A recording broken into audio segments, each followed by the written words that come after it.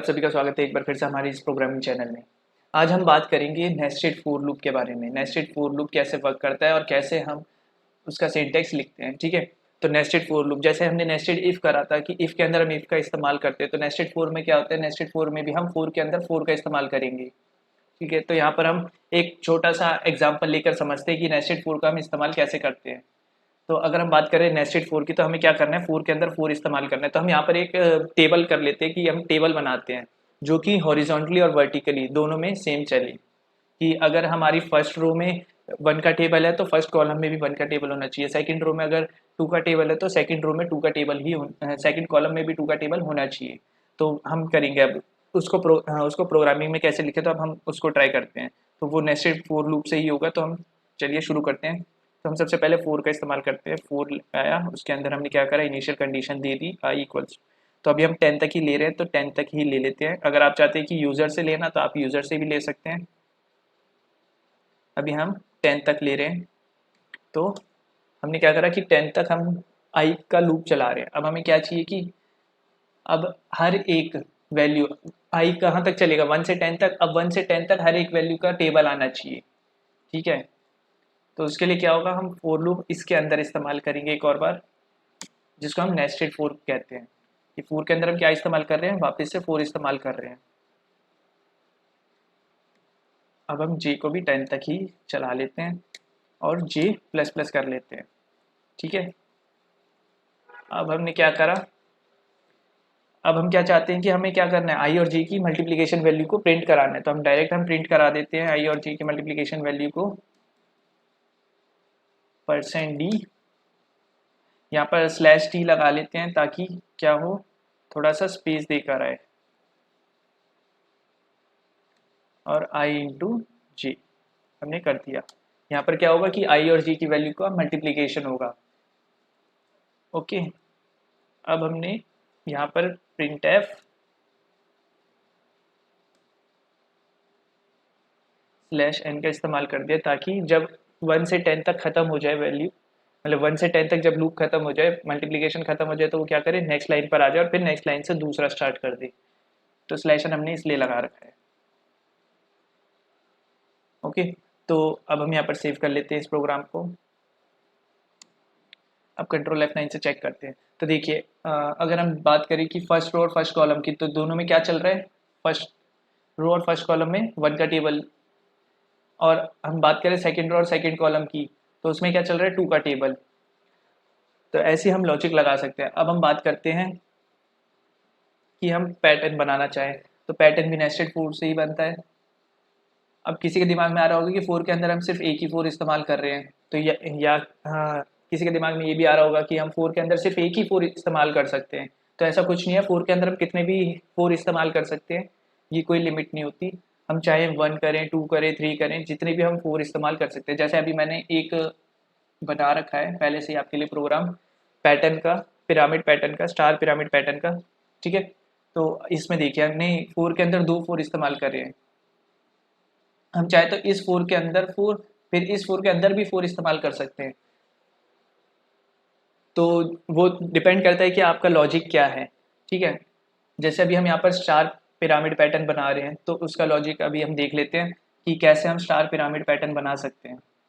तो यहाँ पर हमने क्या करा है कि हमने यूज़र से एक वैल्यू ले लिए जो हमारी क्या डिफाइन कर रही है, रोज़ को डिफाइन कर रहा है कि कितने नंबर ऑफ रोज़ में हमारा वो पैटर्न बनेगा। फिर हमने क्या करा, m को n के इक्वल कर दिया। अब ये m क्या है, m हमारा स्पेस के लिए, जो हम मान लीजिए हम यहाँ पर स्टार पैटर्न बनाएंगे, तो उसके लिए पहले जो स्क्रीन है, स्क्रीन पर पहले 2 स्पेस या अगर 3 स्पेस, ठीक है, फिर उसके बाद क्या आएगा, स्टार आएगा, फिर नीचे। अभी देखिए, अभी मैं समझाता हूँ, इसे ऐसे आपको समझ नहीं आएगा। जब ये प्रोग्राम पूरा रन कर जाएगा उसके बाद मैं समझाता हूँ आपको कैसे हो रहा है। तब तक के लिए आप इसका ओवरव्यू ले लीजिए कि कैसे ये चलेगा। तो पहले फॉर लूप इस्तेमाल होगा। फॉर में क्या हुआ, आई का वैल्यू क्या है, 1। आई की वैल्यू 1 होने के बाद वो उसके अंदर गया, फोर के अंदर गया, फिर उसे एक और फोर दिखा। उधर जे की वैल्यू 1 थी और J less than equal to m-1 था। m-1 क्या है कि जो हमारी n की वैल्यू है, इट मीन्स जहाँ पर हमें स्टार चाहिए उससे पहले जो स्पेस चाहिए हमें, उस स्पेस के लिए हमने m-1 का इस्तेमाल करा है। ठीक है, तो वहाँ पर स्पेस आ जाएगा। फिर उस स्पेस के आगे हम क्या करना चाहेंगे स्टार को प्रिंट कराना चाहिए, तो फिर उस स्पेस के आगे के की वैल्यू, के जो हमारा लूप है, के की वजह से हमारा जो है स्टार आएगा। उसके बाद क्या होगा, m माइनस माइनस स्पेस कम होता जाएगा, स्टार बढ़ते जाएंगे। ठीक है, अब इसे प्रोग्राम जब मैं इसे रन कराता हूँ तो देखिए क्या होता है। हमने रो ले ली 3 कि हम 3 में ही चाहते हैं, तो 3 का पैटर्न आ गया। ठीक है, अब ये वर्क कैसे कर रहा है आप देखिए।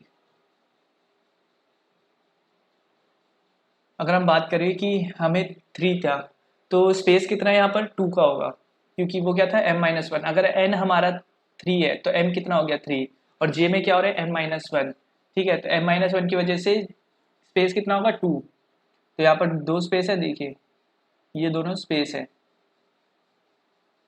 ठीक है, फिर उसके बाद स्पेस के बाद की क्या स्टार्ट हुआ है, जो कि हमारा था 2 इंटू आई माइनस वन तक चलेगा।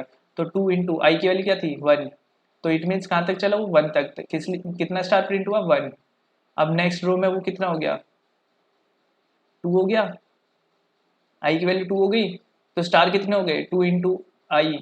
आई कितना था हमारा 2, तो 2 इंटू टू 4 माइनस वन, तो 3 स्टार यहाँ पर प्रिंट हो गए। और m माइनस माइनस करा था, तो m की वैल्यू क्या हो रही है माइनस होती जा रही है, तो पहले 2 थी अब कितनी रह गई 1, तो यहाँ पर कितना स्पेस है 1। ठीक है, तो ऐसे ही हम अलग अलग लॉजिक से अलग अलग स्टार पैटर्न्स बना सकते हैं। अब आप चाहे तो काइट का भी पैटर्न बना सकते हैं।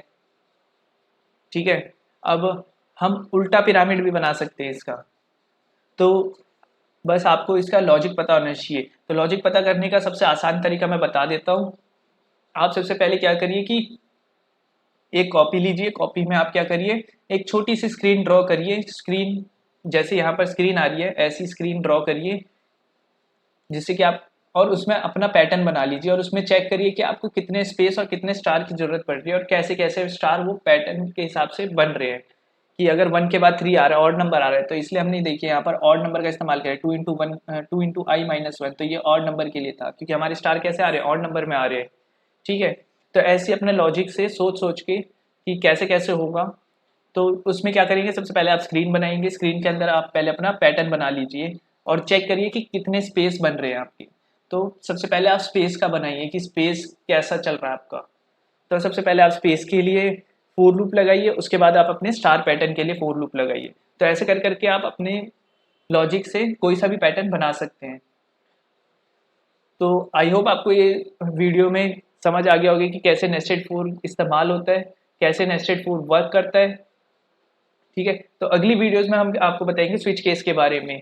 तो अभी के लिए सिर्फ इतना ही। अगर आपको वीडियोस अच्छी लग रही हैं तो इसे जल्दी से जल्दी लाइक करिए, शेयर करिए और सब्सक्राइब करिए। आज के लिए सिर्फ इतना ही, नेक्स्ट वीडियोस में मिलते हैं हम। तब तक के लिए आप अपनी प्रोग्रामिंग करते रहिए।